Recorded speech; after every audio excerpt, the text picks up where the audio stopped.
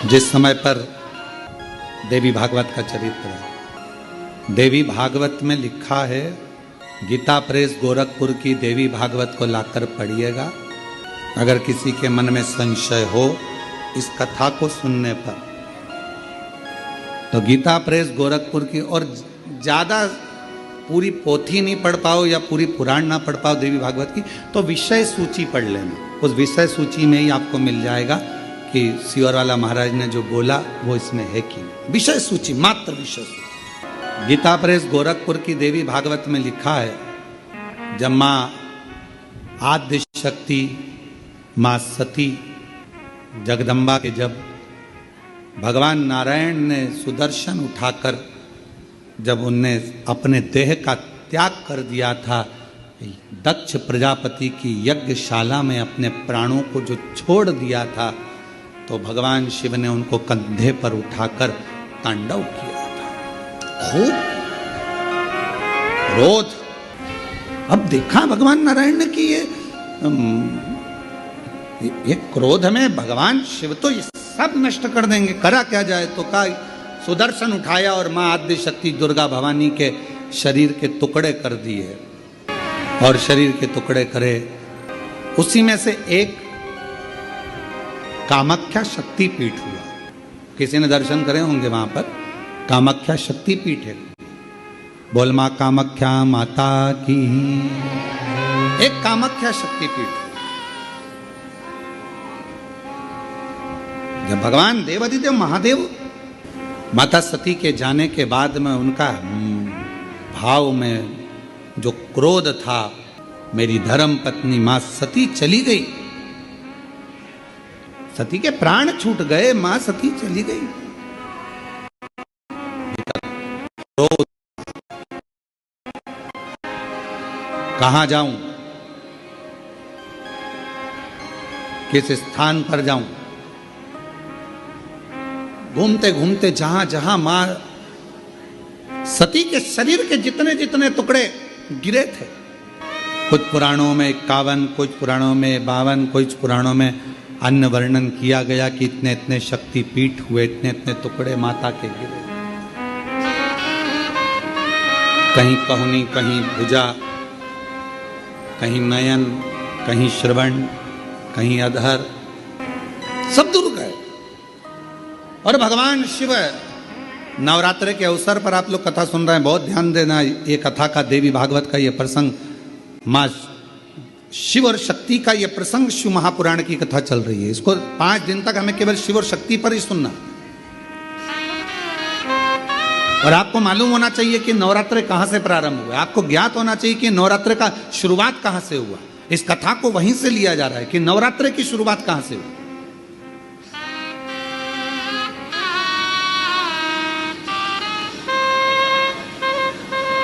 भगवान शिव भ्रमण कर रहे हैं सारे शक्तिपीठ।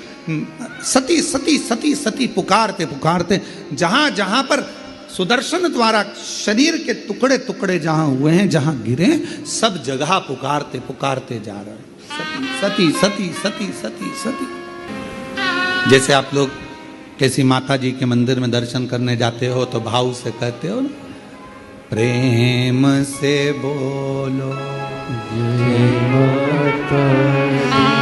सब मिल बोलो जय माता, पहाड़ों वाली जय माता, भंडारे भरती जय माता, माँ झोली भरती जय माता, माँ ज्वाला रानी जय माता, माँ कल्याणी जय माता, वो शेरों वाली जय माता, माँ मेहरा वाली जय माता। तो जैसे आप पुकारते पुकारते जाते हो, जय माता दी जय माता दी जय, ऐसे ये शब्द कि माता रानी के मंदिर में जाते जाते लोग पुकारते जाते हैं, जय माता दी जय माता दी जय माता दी जय माता दी। ये शब्दों का संबोधन किसने दिया?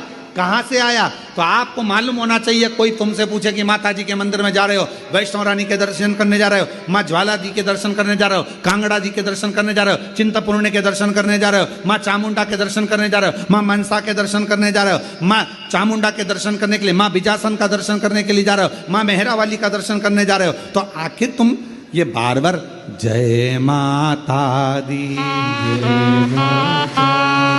जय माता दी, ये माँ का नाम जय माता दी, जय माता दी, जय माता दी इतना चिल्ला चिल्ला कर क्यों बोल रहे हो, क्यों पुकार रहे हो, क्यों कह रहे हो? कोई तुमसे पूछे आखिर ये कहां से आया, तो कह देना सबसे पहले भगवान शिव जब माता सती के शरीर के टुकड़े हो गए, सुदर्शन चक्र से काटा शरीर का मां का टुकड़े टुकड़े हो गए, शक्तिपीठ का निर्माण हो गया, तो पहली यात्रा भगवान शंकर ने करी एक एक शक्तिपीठ की, और भगवान शिव संपूर्ण शक्तिपीठ पर जाते हैं और पुकारते हैं सती सती सती सती सती सती। अब हम तो सती नहीं कह सकते क्योंकि हमारी मां है, तो क्या कहते हैं? जय माता जय माता जय माता,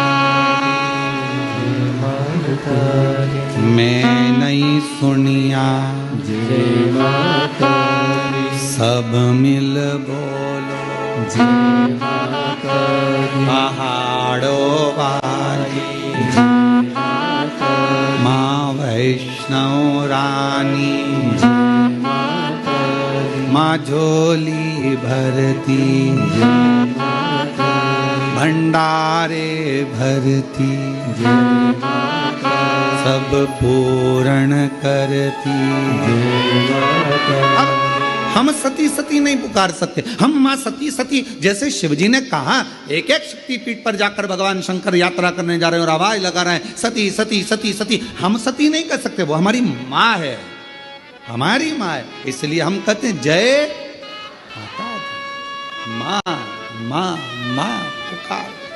अब कोई तुमसे पूछे क्यों भैया ये जय माता दी जय माता दी जय माता दी, वैष्णव रानी के मंदिर जा रहा हो, कोई भी देवी के मंदिर एक एक शक्तिपीठ पर दर्शन करने जा रहा हो, दुर्गा जी का दर्शन करने जा रहा हो, जय माता दी क्यों कह रहे हो? कहाँ से शुरुआत हुई, कहाँ से प्राप्त हुआ? जैसे हर हर गंगे की शुरुआत कहाँ से हुई? षडानंद कार्तिकेय जी के जन्म से, माँ पार्वती जी के प्रागट्य से। एक एक शब्द की शुरुआत कहीं ना कहीं से हुई है। अब उस शब्द को हम कहाँ लेकर जा रहे हैं ये हमारे ऊपर निर्भर है। तो ये जय माता दी जय माता दी जय माता दी, माता रानी के दर्शन करने जाओ तो ये क्यों पुकारा जाता है? तो कह देना पहली बार जब भगवान माँ सती मैया के शरीर के टुकड़े हो गए, सुदर्शन चक्र से भगवान नारायण ने जब टुकड़े कर दिए, शक्तिपीठ का निर्माण हो गया, तब भगवान शिव मन को शांत करने के लिए, स्थिर करने के लिए शक्तिपीठ पर जाकर सती सती सती सती सती सती सती सती पुकार।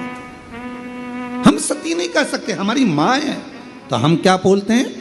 जय माता। वो झोली भरती जय माता, भंडारे भरती जय माता, माँ कष्ट मिटाती जय माता, सुहाग लुटाती जय माता, वो शेरा वाली जय माता, वो मेहरा वाली।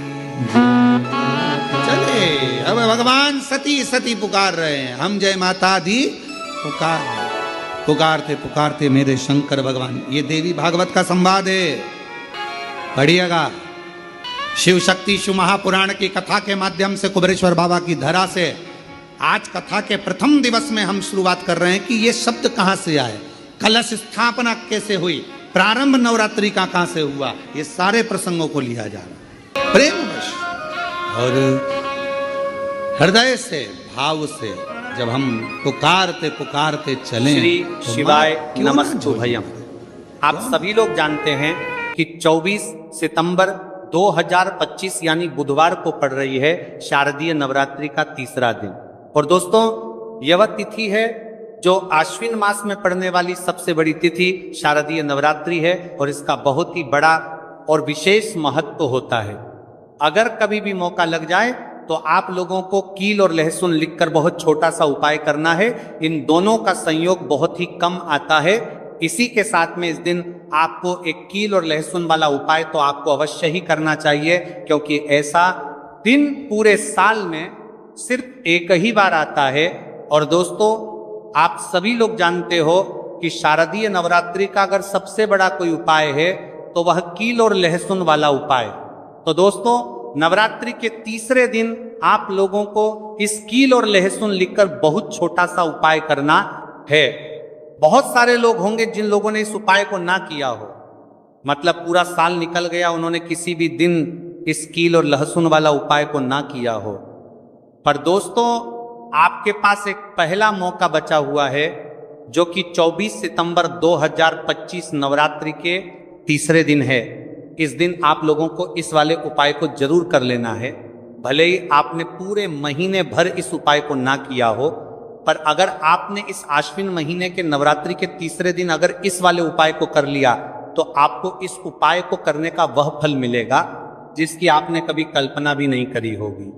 इसीलिए आप लोग इस वाले उपाय को एक बार जरूर कर लेना है, ताकि आप लोगों के हाथ से यह मौका ना जा सके और आपको इस उपाय को करने का फल मिल सके। यह उपाय पंडित जी ने अपनी अभी की ही श्री शिव महापुराण की कथा में बताया है जी। इस उपाय को आज हम आपको बहुत अच्छे से समझाने वाले हैं। इस वीडियो को देखने के बाद इस उपाय को समझने के लिए आपको कोई और वीडियो को देखने की जरूरत नहीं पड़ेगी। तो चलिए उपाय को शुरू करते हैं। देखिए, इस आश्विन महीने के नवरात्रि के तीसरे दिन ये इतना खास होता है, इतना महत्वपूर्ण होता है। देखा गया है कभी कभी बड़े बड़े पूजा पाठ अनुष्ठान से जो मनोकामना पूर्ण नहीं होते, वह अश्विन महीने की नवरात्रि के तीसरे दिन एक छोटे से उपाय करने से ही आपकी मनोकामना पूर्ण हो जाती है। और बहुत सारे लोगों ने इस उपाय को किया भी है और उनको इस उपाय को करने का फल भी जरूर मिला है। अगर आप लोग भी इस उपाय को करना चाहते हैं तो आप इस उपाय को पहले अच्छे से समझ लेना, सुन लेना, उसके बाद करना। आपको इस उपाय का फल जरूर मिलेगा।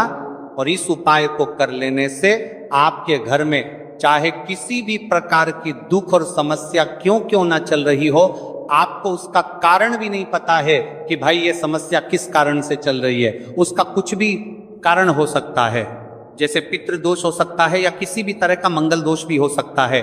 तो इस दिन आप लोगों को ये वाला उपाय कर लेना है।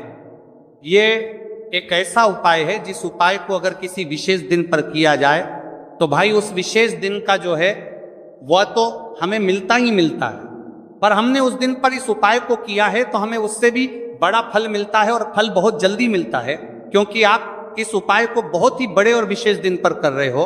तो चलिए अब उपाय के बारे में बात करते हैं। लेकिन उससे पहले आप लोगों को यह जानना आवश्यक है कि आखिर ये उपाय किस समय करना है, किसको करना है और कैसे करना है। तो चलिए हम आगे आपको वीडियो में एक एक करके बता देते हैं। लेकिन उससे पहले अगर आप लोग हमारे चैनल पर पहली बार आए हैं या फिर मेरी आवाज आज पहली बार सुन रहे हैं तो हमारे चैनल को सब्सक्राइब जरूर कर लेना, और इस वीडियो को लाइक करके कमेंट बॉक्स में श्री शिवाय नमस्तुभयम ओम नमः शिवाय जरूर टाइप कर देना। तो दोस्तों, इस कील और लहसुन वाला उपाय को हमें इस नवरात्रि के तीसरे दिन कैसे करना है, किसको करना है, किस समय करना है और कहां पर करना है, ये सारे सवालों के जवाब आपको इस वीडियो में मिल जाएंगे। और जो ये वीडियो देखेगा भाई, उसको कील और लहसुन वाला उपाय जरूर करना चाहिए, क्योंकि इस दिन पीपल के पत्ते का भी बहुत ही बड़ा और विशेष महत्व होता है। आ जाए कील और लहसुन वाला उपाय की, तो ये सोने पर सुहागा वाली बात हो जाती है और ये एक बहुत ही बड़ा उपाय हो जाता है इस बुधवार का। तो अब दोस्तों, इस कील और लहसुन वाला उपाय को आखिर करना किसको है, सबसे पहले हम लोग वो बात जान लेते हैं। तो देखो, घर की जो बड़ी माताएं बहनें होती हैं, उन माताओं बहनों में से कोई भी एक बड़ी माता बहन इस वाले उपाय को कर सकती है। और दोस्तों, अगर आप चाहे तो अपने घर में से सभी सदस्यों को भी इस उपाय को करवा सकते हैं। अगर किसी व्यक्ति की खुद की कोई मनोकामना है, खुद की कोई दुख और परेशानी है जो कि वह अपने लिए ही करना चाहता है, इस वाले उपाय को तो वो खुद अपने लिए भी कर सकता है। बाकी अगर कोई घर में से ऐसा है जो कि अपने पूरे घर परिवार की सुख और शांति के लिए ये वाला उपाय करना चाहता है, तो भाई वह भी कर सकता है, उसमें भी कोई दिक्कत वाली बात नहीं है। कहने का मतलब यह है कि इस उपाय को हर एक सदस्य भी कर सकता है और पूरे घर परिवार के सदस्य के लिए घर की बड़ी माताओं बहनों में से कोई एक माता बहन भी कर सकती है। माताएं बहनें अगर घर में उपस्थित ना हो या वह ये वाला उपाय ना कर पा रही हो तो फिर घर का कोई बड़ा सदस्य भी इस कील और लहसुन वाला उपाय को कर सकता है, चाहे फिर वह पुरुष ही क्यों ना हो, उसमें कोई भी दिक्कत वाली बात नहीं है। उसके बाद में दोस्तों जो अगला प्रश्न निकल कर आता है वह ये आता है इस उपाय को लेकर कि आखिर इस उपाय को हमें किस समय करना है, सुबह के समय करना है कि शाम के समय करना है। तो देखो इस वाले उपाय को आप लोग सुबह के समय यह भी कर सकते हो और शाम के समय प्रदोष काल में भी कर सकते हो। अब अगर आप पूछो कि भाई साहब सबसे उत्तम समय कौन रहेगा इस कील और लहसुन वाला उपाय को करने का, तो हम आपसे बस यही कहेंगे कि इस उपाय को आप सुबह के समय करेंगे तो ज्यादा बेहतर होगा। बाकी अगर प्रदोष काल शाम के समय भी करेंगे तो भी अच्छा होगा, उसमें कोई भी दिक्कत वाली बात नहीं। तो अब दोस्तों जो अगली सबसे बड़ी और महत्वपूर्ण बात आती है वह ये आती है कि सुबह अगर हम उपाय को करेंगे तो हमें कितने बजे से लेकर कितने बजे तक के बीच में करना है, और शाम के समय प्रदोष काल में करेंगे तो हमें कितने बजे से लेकर कितने बजे के बीच में करना है। तो देखो सुबह जितनी जल्दी हो सके आप उपाय को करने की कोशिश करना। बाकी अगर किसी कारणवश लेट भी हो जाओ, थोड़ी देर भी हो आए, तो 10 या 11 तड़ा बजे तक भी आप उपाय कर लेना पर 12 बजे से ज्यादा देरी ना हो, ठीक है, इस बात का ध्यान रखना। उसके बाद में दोस्तों अगर शाम के समय प्रदोष काल की बात करें, प्रदोष काल का जो समय है होता है वह शाम के 6 बजे से शुरू हो जाता है। मतलब शाम के 6 बजे से लेकर 7 बजे के बीच का जो समय होता है यह समय प्रदोष काल का समय होता है। तो आप इस उपाय को साती तबा अति ततिया इसी 81 बजे के बीच में भी कर सकते हो। मतलब शाम के 6 बजे से रात 8 बजे के बीच में आप कभी भी इस वाले उपाय को कर सकते हो, उसमें कोई भी दिक्कत वाली बात नहीं है। तो चलिए जानते हैं इस विशेष उपाय के बारे में, लेकिन उससे पहले एक प्रार्थना, अगर आप चैनल पर नए हैं तो कृपया चैनल को सब्सक्राइब अवश्य कर लें और वीडियो को लाइक करके कमेंट बॉक्स में जय श्री हरि विष्णु जी, जय माता लक्ष्मी जरूर लिख दें, जिससे कि भगवान श्री हरि विष्णु जी और माता लक्ष्मी जी की कृपा सदैव आप और आपके परिवार पर बनी रहे और आपको कभी भी धन से संबंधित किसी प्रकार की कोई कमी ना आपको आप और आपको करके परिवार पर बनी रहे और कभी भी कमी ना होगी। आज का ये वीडियो बहुत ही खास होने वाला है क्योंकि मंगलवार में किए जाने वाले 3 विशेष उपाय आज आपको इस वीडियो में बताए जाएंगे। ये उपाय आप अपनी समस्या के अनुसार कर सकते हैं। इन उपायों में आपको धन प्राप्ति के उपाय बताए जाएंगे, आपकी मनोकामना पूर्ति के उपाय बताए जाएंगे। जीवन में किसी भी प्रकार के संकट चल रहे हैं, समस्याएं चल रही हैं, तो उनको दूर करने के उपाय बताए जाएंगे। चलिए जानते हैं पूज्य गुरु जी द्वारा बताए गए सबसे पहले और सबसे खास उपाय के बारे में। तो आज की वीडियो में ऐसा उपाय आपके लिए लेकर आए हैं जिससे आपके लाख या करोड़ों शत्रु भी परास्त हो जाएंगे और कभी भी लौटकर आपके जीवन में शत्रु नहीं आएंगे। अगर आप लहसुन में एक कील गाड़कर इसे फेंक देते हैं तो कील और लहसुन से अब आपके शत्रुओं की छुट्टी हो जाएगी और शत्रु जो है वो हाथ जोड़कर माफी मांगेंगे। मतलब सोचेंगे कि उन्होंने आपसे शत्रुता करने के बारे में क्यों सोचा और उन्होंने आपसे शत्रुता क्यों की। अब देखिए अगर गुप्त शत्रु भी हैं, क्योंकि देखिए गुप्त शत्रु जिन लोगों के होते हैं वह भी व्यक्ति को बहुत परेशान करते हैं, तब भी आप देखेंगे कि आपके जो गुप्त शत्रु हैं वह भी परास्त हो जाएंगे और सामने से जो आप परिवार कर रहे हैं उनकी भी आपके जीवन से छुट्टी हो जाएगी। कभी आपसे शत्रुता नहीं करेंगे, या मान लीजिए आपको पता ही नहीं है कि आपके शत्रु कितने हैं या कौन आपका शत्रु है, क्योंकि कभी कभी शत्रु जो है वो मित्र के रूप में भी आ जाता है। मतलब हमारा मित्र बनकर हमारे जीवन में आता है, जिन्हें पहचानना बहुत मुश्किल है। मान लीजिए आपको आपके शत्रु का नाम नहीं पता, यह भी नहीं पता कि शत्रु कितने हैं, यह भी नहीं पता कि शत्रु ताकतवर है और किस तरह से आपको कितना नुकसान कर रहा है, तब भी आप इस उपाय को करिए। क्योंकि अगर पावरफुल भी शत्रु है, बहुत ताकतवर है ना, या बहुत कुछ आपके ऊपर करा रखा है या कराने के बारे में सोच रहा है, समझ लीजिए कि उसका सभी कुछ किया कराया इस उपाय को करने से तुरंत दूर होगा तो शत्रु ने चाहे बंधन वार आपकी बुद्धि का करवा दिया हो, आपकी दुकान का करा दिया हो, आपके बिजनेस का करा दिया हो, वो अभी खुल जाएगा। और आप विश्वास मानिए कि आपके जीवन में जो दुख और कष्ट आ रहे हैं ना, उनसे आपको हमेशा के लिए छुट्टी मिल जाएगी। मतलब कभी भी आपके घर में फिर दुर्घटनाएं नहीं होंगी, कर्जे जैसी समस्याएं नहीं बढ़ेंगी, और लड़ाई झगड़ा भी बिल्कुल आपके घर से, आपके जीवन से दूर हो जाएगा। देखिए होता क्या है, कभी कभी शत्रु इस तरह का किया कराया करवाते हैं कि घर के जो सदस्य हैं वह आपस में ही लड़ना शुरू कर देते हैं, क्योंकि जब घर में जो सदस्य हैं वह आपस में लड़ाई झगड़ा करते हैं, घर में क्लेश होता है, तो ऐसे घर में धन से जुड़ी समस्याएं भी आती हैं। उस घर में लक्ष्मी नहीं रुकती। जिस घर में लोग लड़ाई झगड़ा करते हैं आपस में, इसीलिए शत्रु ज्यादातर लड़ाई झगड़ा करवा देते हैं। दूसरी चीज कि जो व्यापारी होते हैं, जिनका अपना बिजनेस है, दुकान है, शॉप है ना, और सामने दूसरे व्यक्ति की शॉप है, दूसरे व्यक्ति का व्यापार है। अब मान लीजिए आपका व्यापार तो बहुत अच्छे से चल रहा है और उस व्यक्ति का नहीं चल रहा, वो ये देखकर ही जलने लगते हैं, देखकर रशा करने लगते हैं कि इनका काम, इनका व्यापार बहुत अच्छा चल रहा है और मैं यहाँ कुछ नहीं कर पा रहा हूं। तो वह देखिए जब कुछ नहीं कर पाते हैं तो शत्रुता निकालने लगते हैं, शत्रुता निभाने लगते हैं, और ईर्ष्या की भावना मन में इस तरह से उनके उत्पन्न होती है कि कभी कभी इसका रूप जो है वो बड़ा हो जाता है। मतलब व्यक्ति हर वो बुरा काम करता है जिससे कि सामने वाला व्यक्ति जो है वो पूरी तरह बर्बाद हो जाए। तो ऐसे शत्रुओं से आपको हमेशा बचकर रहने की जरूरत है, और इस छोटे से उपाय को करने की आवश्यकता है। उपाय करिए तो, और देखिए कि आपके शत्रु कैसे परास्त होते हैं और कैसे आपके जीवन से निकलते हैं। तो चलिए जल्दी से बात कर लेते हैं उपाय की। किस तरह से लहसुन में आपको कील गाड़नी है और इस लहसुन को कहाँ फेंकना है, और इस उपाय को किस दिन करना है, किस समय करना है। सबसे पहली बात कि इस उपाय को स्त्री हो या पुरुष कोई भी कर सकता है। दूसरी चीज, इस उपाय को आप किसी भी दिन कर सकते हैं। देखिए उपाय की बात करें उससे पहले आप सभी से रिक्वेस्ट करते हैं कि वीडियो को लाइक करके चैनल को जरूर सब्सक्राइब कर लें, साथ ही साथ जयकारा लगा दें। पूरी सच्ची श्रद्धा से कमेंट सेक्शन में जय श्री राम लिख दें, क्योंकि संकट मोचन हनुमान जी बालाजी महाराज का आशीर्वाद ही है कि यह उपाय आप तक पहुंचते हैं, आपकी समस्या का हल आप तक पहुंचता है।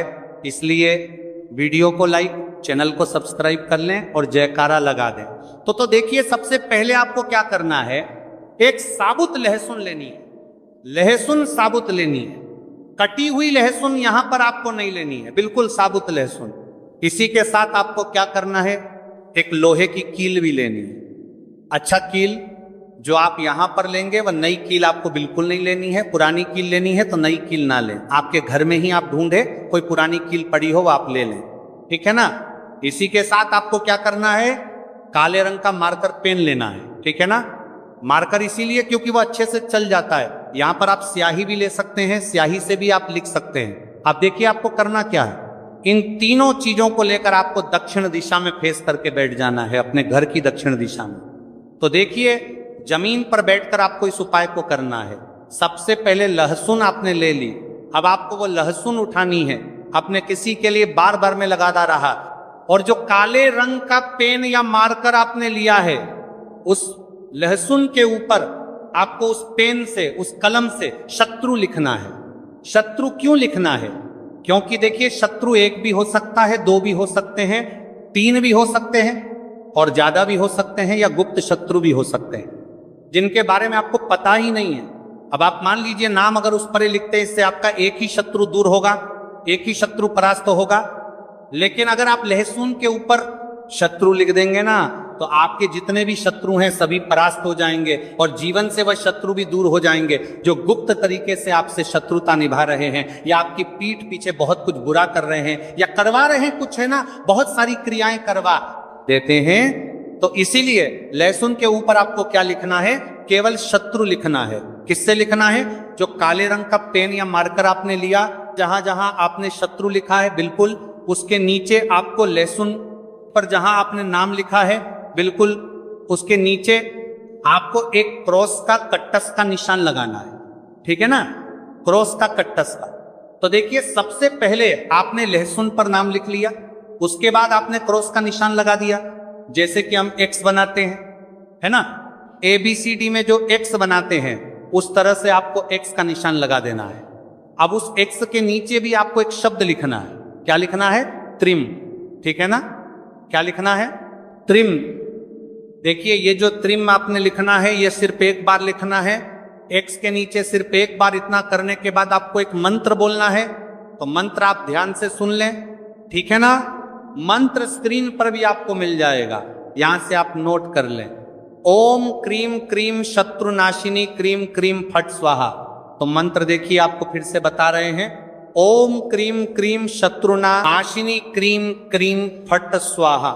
इतना आपको 11 बार बोलना है। मतलब ये जो मंत्र है ये मंत्र आपको 11 बार बोलना है। और मंत्र जब आप बोलेंगे उसी समय आपको उस कील को जहां पर आपने अपने शत्रु का नाम लिखा है या शत्रु लिखा है, वैसे तो शत्रु ही लिखी है, नाम मत लिखिए, उसी शत्रु शब्द के ऊपर आपको उस कील को गाड़ देना है। कब गाड़ेंगे? कील को जब मंत्र बोलेंगे तो बस कील गाड़ने के बाद आपको क्या करना है? उस लहसुन को उठाना है। आप चाहे तो किसी कपड़े में रख लें, है ना, क्योंकि इस उपाय को आपको छुपाकर करना है, किसी को बताकर नहीं करना है, क्योंकि उपाय जल्दी काम करता है। फिर आप किसी भी सुनसान स्थान पर जाएं, वहां छोटा सा गड्ढा कर लें और उस लहसुन को उसी मिट्टी में दबा दें, कील सहित दबा दें। ऐसे नहीं कि कील निकालनी है या कुछ करना है, नहीं, लहसुन और कील सभी को उसके अंदर आपको दबा देना है। मिट्टी के अंदर गड्ढे को अच्छे से ढक देना है, अपने घर पर चले आना है। और इस उपाय को आप कोशिश करें कि सूरज ढलने के बाद करें, ठीक है ना? जैसे ही सूरज ढल जाता है, हल्का सा अंधेरा होता है, उस समय कर लें तो ज्यादा उत्तम है। दूसरी चीज, स्त्री हो या पुरुष कोई भी इस उपाय को कर सकते हैं, किसी भी दिन कर सकते हैं। गुप्त शत्रु हो, सामने से शत्रु हो, सभी के लिए कर सकते हैं। ऐसा समझ लीजिए कि शत्रु जो है ना ये माफी मांगने के लिए मजबूर हो जाएंगे, कभी शत्रुता आपसे नहीं करेंगे। इतना चूक उपाय है तो बहुत अच्छे से उपाय आपको बताने का प्रयास किया है। उपाय थोड़ा कठिन है, अगर कुछ ऐसा जो आपको नहीं समझ आया हो, कुछ पूछना हो तो कमेंट सेक्शन में आप पूछ सकते हैं। तो चलिए बात कर लेते हैं अब अपने ऐसे उपाय की जो आपकी मनोकामना को भी पूरा करेगा और आपके घर में हमेशा सफलता, धन की वृद्धि, सुख, समृद्धि बढ़ती चली जाएगी। अब देखिए पीपल का जो पेड़ होता है इसमें माँ लक्ष्मी और श्री हरि विष्णु का वास होता है। तो आपको क्या करना है, पूर्णिमा की शाम में यानी सूर्य अस्त हो जाता है, उस समय एक दीपक घी का श्री हरि विष्णु और माँ लक्ष्मी के नाम का जरूर लगाकर आना है। कभी आपके घर में निर्धनता नहीं छाएगी, धन से जुड़ी समस्याएं नहीं आएंगी, क्योंकि स्वयं माँ लक्ष्मी आकर ऐसे घर में वास करती हैं जो पीपल के पेड़ का पूजन कर लेते हैं। विशेषकर चैत्र पूर्णिमा व्रत के दिन एक दीपक पीपल के पेड़ में जाकर लगा देते हैं। अब जिन लोगों के घर के आसपास पीपल का पेड़ नहीं है वह क्या करेंगे, तो देखिए आप अपने घर के ईशान कोण में घी का दीपक जरूर लगाएं, क्योंकि ये वह दिशा है जहां माँ लक्ष्मी का वास होता है, कुबेर भगवान का वास होता है, श्री गणेश का वास होता है। तो चलिए अब बात कर लेते हैं अब अपने तीसरे बहुत ही छोटे से उपाय की, जिस उपाय को करने से कभी आपके घर में बुरी शक्तियां, नेगेटिव एनर्जी, नजर दोष कभी प्रवेश नहीं करती हैं। तो करना क्या है आपको इस दिन, सबसे पहले तो अपने घर में 1 या 2 कपूर जलाकर पूरे घर में इसका धुआं दिखाना है और मुख्य द्वार पर यानी आपका जो लकड़ी का दरबार किया था दरवाजा है बाहर की तरफ आपको 2 दीपक जरूर से लगाने हैं। देसी घी के माँ लक्ष्मी और श्री हरि विष्णु के लिए बहुत ही छोटा सा उपाय है लेकिन बहुत लाभकारी है।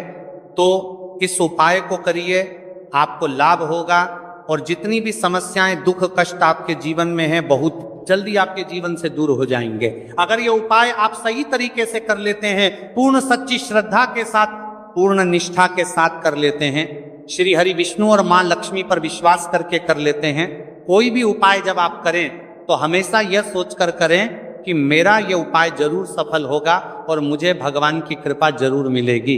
आप देखेंगे कि इस तरह से जब आप उपाय करेंगे आपको उसका फल जरूर मिलेगा, आपका उपाय जरूर सफल होगा और जीवन में आप हमेशा आगे बढ़ेंगे। तो 2 उपाय की बात कर ली, अब जल्दी से बात कर लेते हैं। तो ये थे पूज्य गुरु जी द्वारा बताए गए कुछ बहुत ही खास उपाय।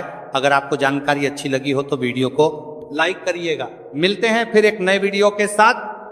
हमारे यहाँ नवरात्रे में जवारे बोए जाते हैं, आप लोगों को इधर बोते हैं कि नहीं बोते मालूम नहीं हमको। बोते हैं इधर, मट्टी के पात्र में जवारे बोए जाते हैं, कुंडी में जवारे बोए जाते हैं, मट्टी में गेहूं डालकर जवारा बोया जाता है। उस जवारे की मूलता क्या कहती है, उस जवारे की महत्वता क्या कहती है, क्यों बोए जाते हैं जवारे, उस जवारे की महत्वता क्या है? नवरात्रि में 9 दिन जवारे क्यों बोते हैं, उसको बोने का कारण क्या है? केवल कोई कहे कि हम ठाकुर जी को भजते हैं, भगवान कृष्ण को भजते हैं, कोई कहे हम तिरुपति बालाजी को, नारायण को भजते हैं, कोई कहता है कि हम हरि विट्ठल को, पांडुरंगा को भजते हैं, हमारे यहाँ हाँ हम इनको भजते हैं तो जवारे नहीं बोते। ना ना, पुष्टि मार्गी है, ठाकुर जी की सेवा करने वाला है, उसके यहाँ भी ये 9 दिन जवारे बोए जाते हैं। रामानुज संप्रदाय से जुड़ा हुआ है, नारायण की पूजन कर रहा है, उसके घर में भी जवारे बोए जाते हैं। पांडुरंगा हरि विट्ठल की उपासना कर रहा है, उसके घर में भी जवारे बोए जाते हैं। जवारे का महत्व हमारे यहाँ शास्त्र कहता है। क्या महत्व है उसका, क्या फल है उसका? महाराज, जब देवी माता ने दुर्गा भवानी को पंचायत में बुलाया गया, शिव पंचायत में मां दुर्गा बैठी हुई है, और शिव पंचायत में जब दुर्गा भवानी बैठी, उपद्रवियों ने उपद्रव मचाया, अहंकारियों ने अहंकार मचाया, असुरों ने, राक्षसों ने हाहाकार मचाना प्रारंभ करा। तब उस समय पर देवाधिदेव महादेव माता पार्वती को देखकर, दुर्गा भवानी को देखकर मुस्कुरा रहे थे। केवल शिव मुस्कुरा रहे हैं, पार्वती को देखकर, दुर्गा भवानी को देखकर, मां जगत जननी को देखकर केवल मुस्कुरा रहे हैं। तब देवता सूर्य नारायण ने भगवान शिव जी को देखकर हाथ जोड़कर प्रार्थना करी। भास्कर देव बोले, सूर्य नारायण बोले, बाबा मेरे मन के संशय को मिटा दीजिए। शिव जी ने पूछा क्या काम है, बोलो क्या चाहते हो? शंकर भगवान से सूर्य देव, भास्कर देव कहते हैं, प्रभु आपके मुस्कुराने का कारण क्या है? भारत की भूमि पर जितनी जगह पर भी आप लोग कथा सुन रहे हो, आस्था चैनल पर, फेसबुक, यूट्यूब पर जितने लोग कथा सुन रहे हो, बड़े ध्यान से सुनना कि जवारे क्यों बोए जाते हैं, नवरात्रि में जवारे की महत्वता क्यों होती है, क्यों बोया जाता है, मिट्टी में गेहूं डालकर क्यों उत्पन्न किया जाता है, उसकी महत्वता क्या है? सूर्य नारायण पूछ रहे हैं भगवान देवाधिदेव महादेव से। आप दुर्गा भवानी को देखकर मुस्कुराए, आप हंसे हैं, आपके चेहरे पर प्रसन्नता आई है, कारण क्या? और महाराज देवाधिदेव महादेव ने कहा, यहां भगवान विष्णु, गणेश जी, भास्कर देव, आप सब बैठे हो। असुरों ने आक्रमण कर दिया, असुरों ने आक्रमण करा है, और वह असुर आक्रमण कर दिए हैं तो वो असुर प्रवेश कर रहे हैं, उपद्रव मचाकर, हाहाकार कर कर नष्ट करने वाले हैं इस पूरी पृथ्वी को। तो फिर उसको बचाएगा कौन, कैसे बचेगा? शिव जी ने कहा चिंता मत करो। दुर्गा ने अपने केश का स्मरण किया, एक केश को माता पार्वती जी ने अपने हाथों से छुआ, छूते ही एक कुंड में सुंदर जवारे उत्पन्न हुए हैं। जब तक वो जवारे बड़े नहीं हो जाते, जब तक वो जवारे थोड़े प्रबल नहीं हो जाते, तब तक एक भी असुर प्रवेश नहीं कर सकता, हाहाकार नहीं मचा सकता और अंदर आ नहीं सकता। शिव महापुराण की कथा कहती है, जवारे जिसके यहाँ बोए जाते हैं, जवारे का, आप लोग कहते हैं कहीं पर देवी जी बैठी हैं, किसी के यहाँ मिट्टी की मूर्ति आई, 21 फीट की, 41 फीट की, 15 फीट की, 10 फीट की, 25 फीट की देवी जी की प्रतिमा स्थापना हुई। लोग कहते हैं हम देवी जी का दर्शन करने जा रहे हैं, दुर्गा जी का दर्शन करने जा रहे हैं। शिव महापुराण की कथा कहती है वो दुर्गा जी का दर्शन नहीं, देवी का दर्शन नहीं। नवरात्रे में जहां जवारे बोए जाते हैं वहां मात्र आप पांव रखते हैं तो अपने घर में से क्लेश दूर हट जाता है, अहंकार दूर हट जाता है, अभिमतता दूर हट जाती है, तकलीफें दूर हट जाती है। जिसके घर में जवारे बोए जाते हैं, वहां से अहंकार, काम, लोभ, आसक्ति, वासना, तृष्णा और दुख, तकलीफें दूर हट जाती है। उस जवारे का मूल का तत्व आनंद, सुख है। महाराज, उसको समझने वाला समझ सकता। और नवरात्रि में भी देवी की आराधना का एक स्मरण का सुख है महाराज। ज्योत का विधान है, नवरात्रि में देवी की ज्योत लगती है, अखंड ज्योति लगती है, जवारे बुआए जाते हैं, कलश लगता है। ज्योत का भी विधान है। जिसके यहां दिया अखंड जलाया जाता है, अगर वो दिए की लो, दिए की बाती अगर दक्षिण दिशा की होती है तो उसके घर में साल भर में एक घात जरूर होती है।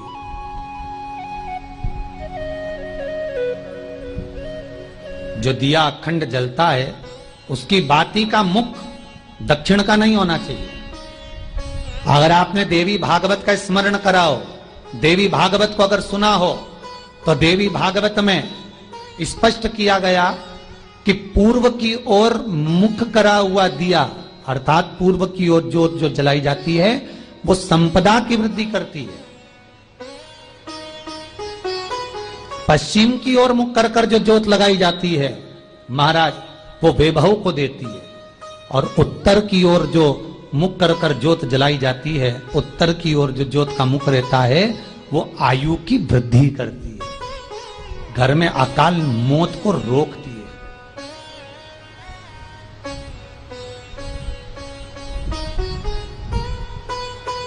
नवरात्रि का जो भाव तत्व है उसको भी अच्छे से समझ लेना। दक्षिण की ओर ज्योत ना लगाएं। अगर आपको लगाना है पूरब की लगाएं, पश्चिम की लगाएं या उत्तर की लगाएं।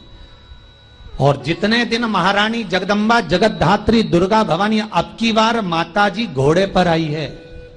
हर बार देवी बदल बदल के आती है, इस बार जो नवरात्रे आए वो घोड़े के आए। तो घोड़े पर जो देवी जी आती है वो समृद्धि को देने वाली आती है, लक्ष्मी की वृद्धि करने वाली आती है। जैसी घोड़े की रफ्तार होती है उस रफ्तार से लक्ष्मी घर में आती है। तो ये मत सोचना कि कोरोना महामारी ने हमको नीचे गिरा दिया या कोरोना महामारी ने रोक दिया, कमाई के स्रोत रोक दिए, धन रोक दिया। चिंता मत करना। मेरी मां जगत जननी दुर्गा भवानी अब की बार घोड़े पर आई है। साल भर में इतना धन दे देगी कि आपने पीछे के 4 साल में नहीं कमाया होगा, इतनी मेरी मां भंडार भर देगी। ये घोड़े पर आई है, कोई साधारण नहीं हो सकता। देवी भागवत में स्पष्ट किया गया, जब जगदम्बा मगर पर आती है उसका भाव अलग है, और जगदम्बा जब हाथी पर आती है उसका भाव अलग है, और जगदम्बा जब घोड़े पर आती है तो जगत को समृद्धिवान बना देती है, वैभव में कमी नहीं आती। अभी भले दुनिया के लोग अभी रोते हैं कि पैसा नहीं आ रहा, कोरोना महामारी ने सब तोड़ दिया, रोक दिया, पर चिंता ना करना। मेरी मां अगर घोड़े पर आई है तो उसका सुख आपको जरूर मिलेगा। एक जरा सी मिट्टी की दुकान भी अगर आप खोल कर बैठेंगे तो चांदी और सोना के बराबर कमाएंगे, इतना धन देगी वो मारा। साधारण नहीं है मेरी माता। तात्विक सुख का आनंद देने वाली, लाभ तत्व प्रदान करने। और नवरात्रि में भी अगर आपकी कोई कामना है, आपकी अगर इच्छा है, आपका मन है, तो जगत जननी की आराधना करो। पति और पत्नी में अगर क्लेश है तो जगदम्बा के मंदिर में मक्खन चढ़ाओ, प्रेम बढ़ जाएगा। आपको लगता है कि पति कोई अन्य स्त्री से लगा हुआ है या परिवार टूट रहा है, तलाक तक पहुंच गया है, तो माता के मंदिर में आप ध्वजा लगवाइए, उस ध्वजा पर मक्खन लगाकर लगवाइए, आपको लाभ मिलेगा। महाराज, यदि आपको लगता है कि बच्चे बहुत ज्यादा अपशब्द बोल रहे हैं, मुंह चला रहे हैं और प्रेम नहीं रख रहे, तो माता के मंदिर में लाल पुष्प, लाल चंदन और लाल चूड़ी मां को समर्पित करिए, प्रेम बढ़ेगा। बच्चा कभी आप जी से कम नहीं बोलेगा, प्रेम की भाषा निकलेगी मुझ से। मां जगत जननी की आराधना, जगदम्बा की उपासना। नवरात्रि में 9 दिन में से कोई एक दिन ऐसा ले लो जिस दिन कन्याओं का भोजन कराओ, साथ में उनको लाल चुनरी ओढ़ाओ। या कोई लाल वस्त्र, लाल पूजन की सामग्री उनको दो, सुख मिलेगा, आनंद आएगा। महाराज, नवरात्रि का मतलब क्या होता है?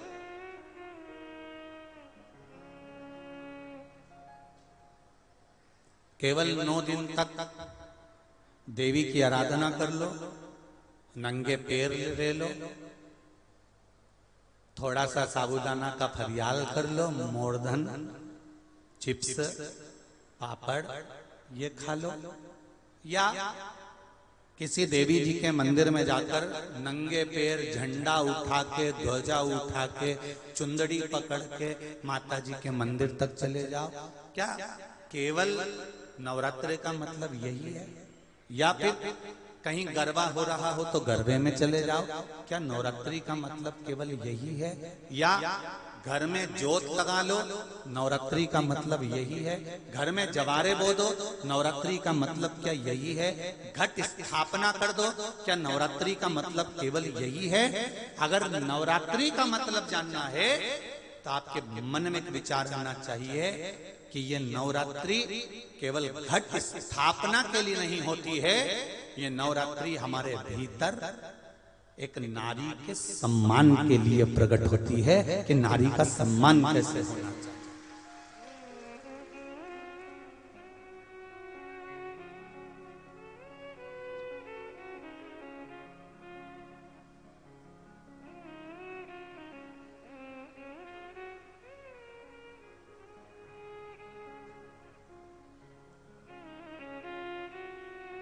एक नारी का आदर क्या होता है?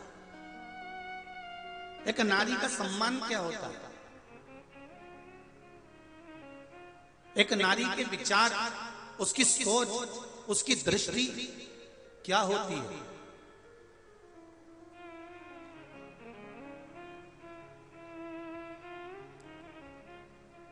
पिता और माता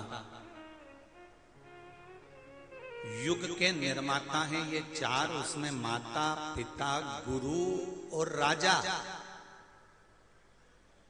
जो क्षेत्र का राजा होता है, नगर का राजा होता है, वो भी युग का निर्माता होता है कि वो अपने राज्य को धारण कर कर किस तरह से व्यवहार कर रहा है। माता अपने बच्चे को क्या सिखा रही है?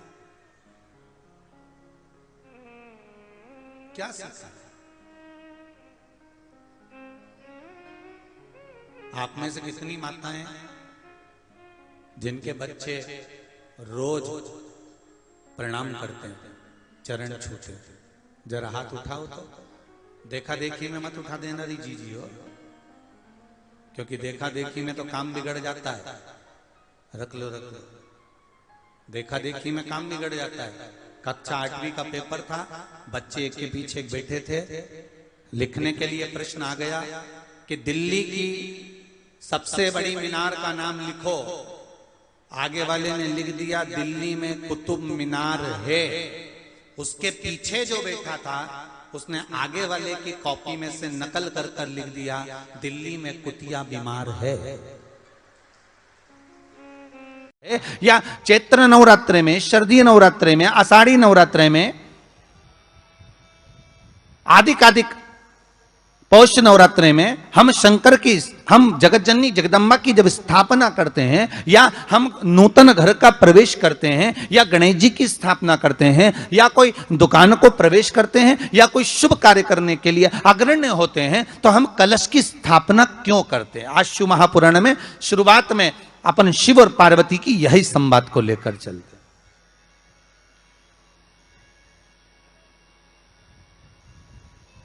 आखिर कलश में ऐसा क्या है?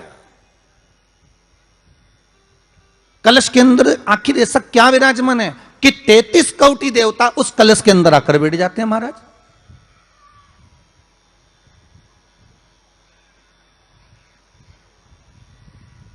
आप कोई यज्ञ करने जा रहे हो, आप कोई पोथी पुराण करने जा रहे हो, आप कोई अच्छा कार्य करने जा रहे हो, तो ब्राह्मण देवता कह देते कलश की स्थापना होगी, कलश की शोभा यात्रा निकलेगी, कलश यात्रा निकलेगी, कलश विराजमान होगा।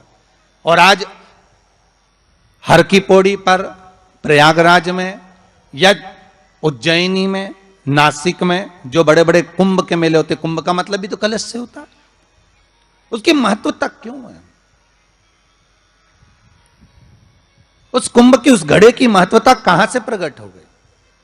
शिव महापुराण की कथा कहती है महाराज, भगवान औघड़दानी शंकर स्वयं आद्य शक्ति जगदम्बा से कहते हैं कि जगदम्बा तू क्या चाहती है बोल। तो जगतजननी जगदम्बा कहती है कि जहां मैं हूं वहां शंकर है, ये आपने कह दिया, पर जहां शंकर है वहां पार्वती का होना जरूरी है। उसके लिए सिद्ध करने के लिए एक स्थान ऐसा बनाया जाए जहां पर शंकर विराजमान है और शंकर के साथ पार्वती विराजमान है। तो शिव जी ने कहा, पार्वती उसके लिए मैं तुझे एक सुंदर कलश का निर्माण कर देता हूं। दुनिया का रचनाकार, दुनिया की रचना करने वाले महाराज, संपूर्ण ब्रह्मांड की रचना करने वाले, जिनको भगवान शिव ने स्वयं ब्रह्मदेव से कहा है कि ब्रह्मा जी तुम सृष्टि खंड को आगे बढ़ाइए, सृष्टि की रचना करिए। और आज ही के दिन, यही चैत्रीय प्रतिपदा के दिन, यही इसको कहते हैं नया संवत्सर, नया वर्ष। हिंदू धर्म में क्यों कहा जाता है? आज ही के दिन ब्रह्मा जी ने महाराज सृष्टि की रचना करना प्रारंभ करा था। आज ही के दिन भगवान शिव और ब्रह्मा का संवाद हुआ था। सीधे भगवान शंकर ब्रह्मदेव के पास जाकर बोले थे, हे ब्रह्मदेव आप सृष्टि की रचना करिए। तो ब्रह्मा जी ने पूछा था, सारे नक्षत्र आपने बनाए, सारे दिन आपने बनाए, सारी घड़ियां आपने बनाई, सारा पल आपने बनाया, मनुष्य की श्वास गिनती, काउंटिंग, अर्थात मनुष्य के शरीर की रोमावली, ये सब आपने निश्चित करी है।